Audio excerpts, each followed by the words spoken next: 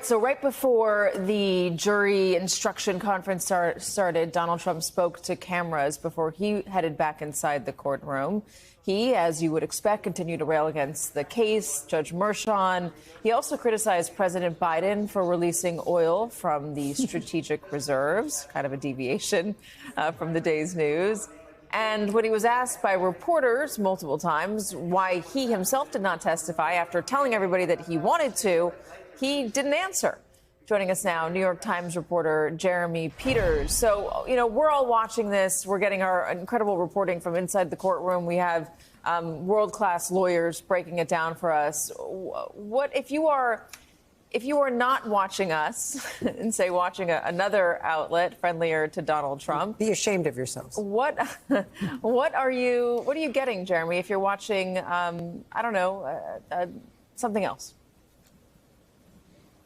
Well, all across conservative media, the facts of this case are being presented very, very differently. They're actually often an entirely different set of facts, different chunks of testimony, different moves by the judge.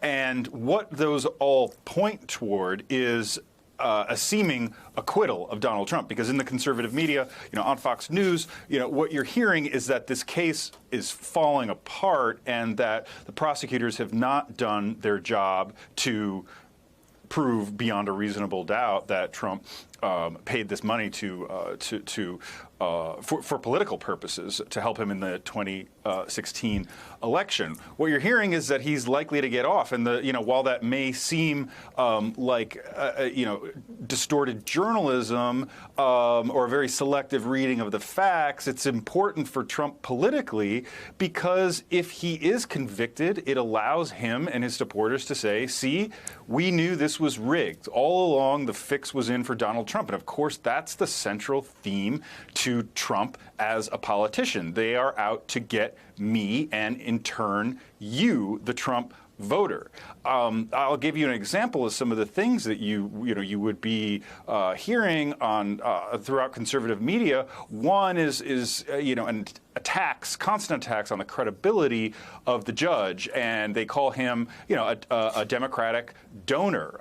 They point out the fact that he gave, although this is rarely disclosed, a $35 contribution to a Democratic group in 2020. That's the extent of his involvement as a Democratic donor.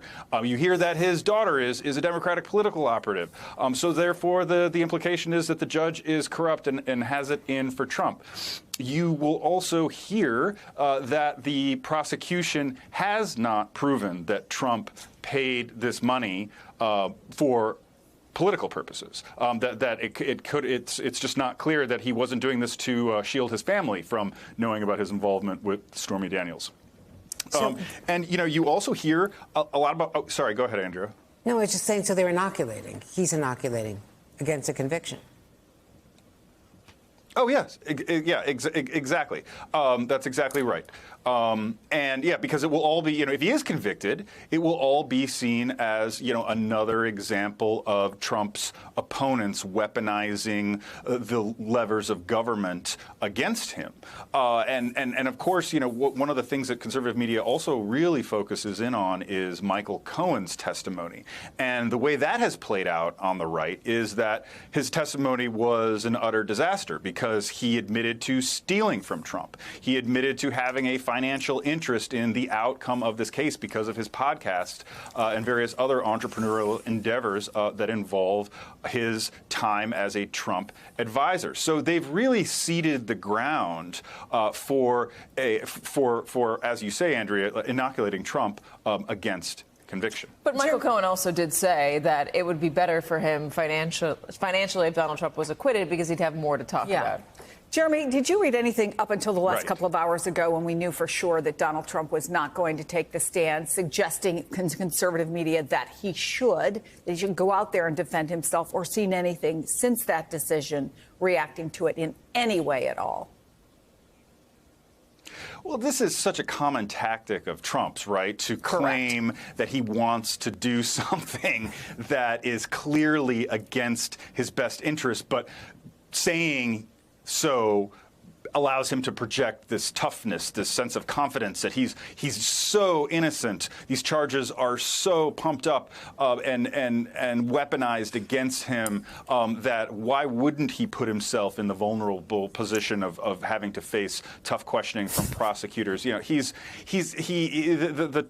kind of talk, this overheated, overinflated rhetoric from Trump is certainly nothing new. I don't know that anybody was, a Trump supporter or not, is surprised because defendants so rarely testify in their own cases. I think anybody who's ever seen a courtroom drama movie knows that.